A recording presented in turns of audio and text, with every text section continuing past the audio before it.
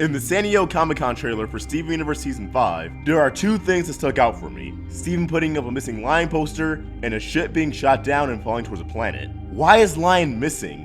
Where could he have gone to? And who was in the ship? And is it falling towards Earth? Let's talk about one of those topics today on Crystal Clear.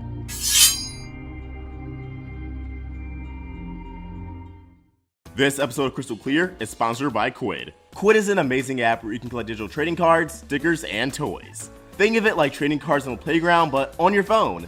There's an exciting variety to choose from, including Bob's Burgers, Family Guy, Rick and Morty, Courage the Cowardly Dog, Regular Show, and of course, Steven Universe. Ever wanted to collect trading cards and stickers of the Crystal Gems? Or the various townies and corrupted gems you see in the show? Quid makes that dream a reality. Seriously. Just about every character and gem we see in the show is a trading card or sticker on this app. However, just like a real store, these stickers and trading cards can sell out. So try to collect packs as quick as possible, because they will disappear. How do you obtain all these goodies, you may ask? With coins. And the best part is, not only do you start with an abundance of coins, but you're able to collect thousands of coins just by logging in every few hours. My personal favorite part is that you can use these stickers while texting, sort of like emojis that stick. You can also trade everything you collect with other users on the app, and we're on there too. If you want to add us, username is AwestruckVox. Quid is available for iOS and Android, links in the description. Now let's get on with Crystal Clear. Welcome back to Crystal Clear on the Roundtable. I'm your host, AwestruckVox. We are now in August, and there's yet to be an announcement of Steven Universe's return, despite the description for some San Diego Comic-Con exclusive merch promising an episode this summer. Although summer doesn't end until Friday, September 22nd, so a Labor Day premiere isn't out of the question. What is in the question, however, is what the hell is going on here in outer space? Towards the end of the San Diego Comic-Con trailer, an octahedral ship is seen firing off missiles, and shortly after, two beams as a smaller ship attempts to maneuver around them, but is unable to avoid the final strike. The smaller ship is hit and begins to spiral towards a planet, and the screen cuts to black. Now, there's been a lot of confusion going around concerning both the ship and the planet it enters. It's safe to say these clips are excerpts from the episode Lars of the Stars, which had a dedicated sneak peek during the panel. As I've explained in a previous video, this is not Lars' ship. The Sun Incinerator is orange, vaguely resembles a gummy ship from Kingdom Hearts, and is thought to be much larger than the ship that gets shot down. The ship in question is seen in the promotional art for this episode that can be spotted in the 2017 Coronavirus design, and look who's piloting it, none other than the Fusion Stevonnie. If you take note of the scale of Stevonnie to the ship, you'll come to the conclusion it's not that big, and could only fit one person, maybe two at the most. Compare that to the Sun Incinerator, which fits the entire off-colored crew, and I think it could be populated with a few dozen beings before getting cramped. I've seen speculation that the ship Stevonnie pilots is within the Sun Incinerator, which I'm totally down with. It makes sense. If I had to take another guess, perhaps a gem from Emerald's crew shouts after Lars to retrieve the Sun Incinerator and bring in the off-colors, and they're overtaken by Stevonnie, who hijacks her ship. After all, they have to get to the point where they actually fuse together, something that typically arises from a desperate situation.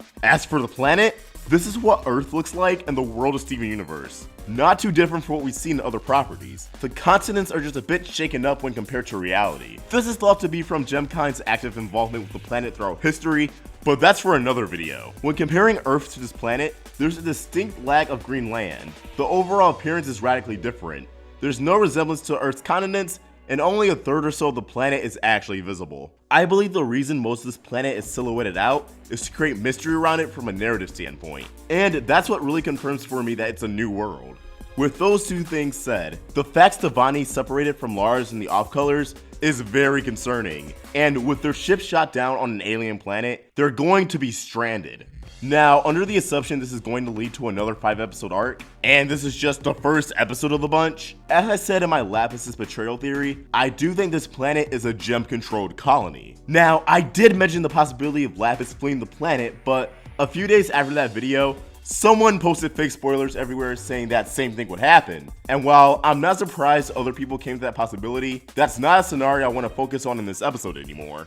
I'm actually hoping that Connie packs her combat Kalari and switches into that before fusing to Stevonnie, because with Steven's iconic star shirt, it's no secret that combination of clothing creates the illusion of Stevonnie sporting a yellow diamond on their outfit. Ever since fans took note of that detail in Mindful Education, I've kept hope that Stevonnie would encounter a homeworld gem that mistakes them as one of their own under Yellow Diamond's court. This would be the perfect opportunity for such an occasion. Steven Universe has very serious moments, but also has very lighthearted, comedic moments. Just look at Hit the Diamond, for example. Stevonnie being mistaken for and posing as a gem under Yellow Diamond's court would be in line with the humor of the series without breaking the suspension of disbelief. Granted, this would mean they would have to encounter lowercase gems such as rubies, who would buy into Stevonnie's game. However, they'd find trouble if they're actually recognized as a rose quartz gem, unless they provide a good excuse that justifies their presence. The diamonds assume Steven was just Rose, shapeshifted into that of an organic being. So Stevonnie claiming they were in disguise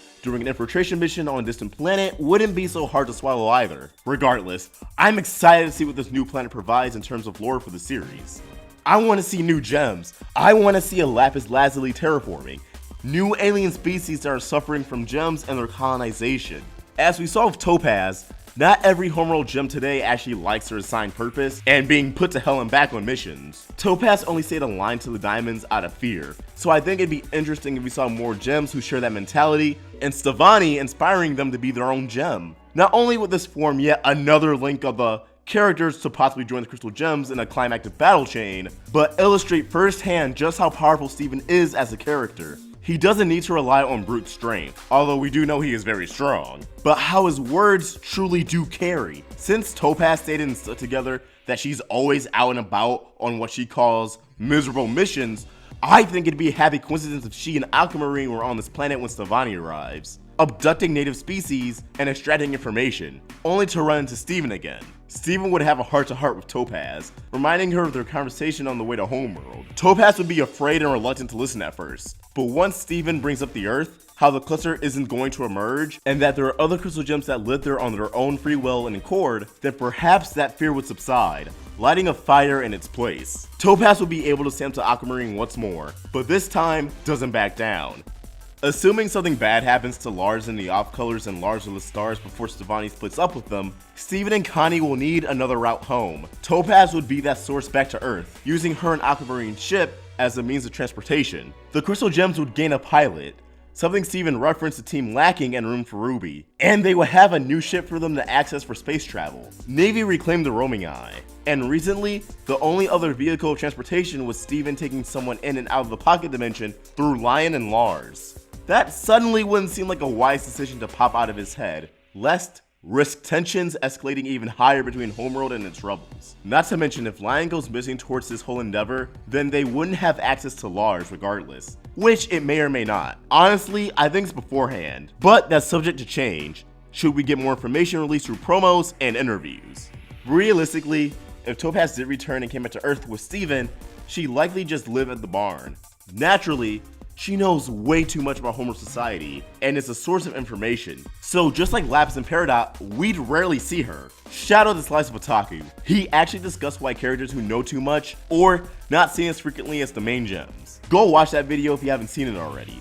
He's also recently achieved 100,000 subscribers, which was inevitable from the start, so be sure to congratulate him on that. Season 5 was said to be bonkers, and that Rebecca Sugar would be shooting for the stars. So finally experiencing a gem-controlled planet would be amazing, especially one that didn't have the fortune of inciting a rebellion to protect those native and ensure their survival. The series has gotten so crazy these last few episodes, and things don't seem to be letting up anytime soon, which surprises but pleases me.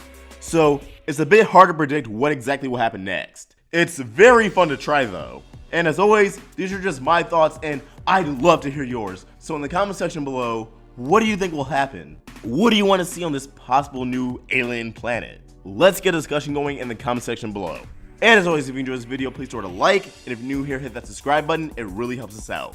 Follow us on social media, support us on Patreon, download Quid, links to everything in the description down below. Be sure to turn on that bell so you can turn on notifications, and never miss a Steven Universe video from the Roundtable.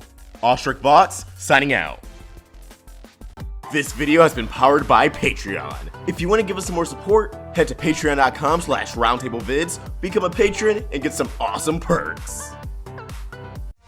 Thanks for watching another video on the Roundtable. If you want to get more involved with our community and watch videos from Let's Talk with Tom, Voxbox, and more, click the video right here. Or if you want to get some more of the animation goodness, watch some Crystal Clear or Meaning Monday, click the video right here, and please don't forget to subscribe.